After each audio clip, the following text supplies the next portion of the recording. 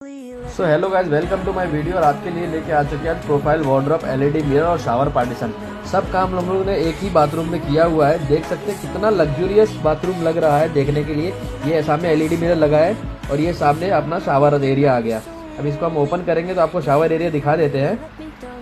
ये देखिए shower area है, सामने एलईडी मिरर लगा हुआ है, सामने शावर लगा हुआ है, वॉश बेसिन लगा हुआ है। तो ऐसा ही लग्जरियस काम करने के लिए ग्लास पॉइंट से संपर्क करें वडोदरा के अंदर।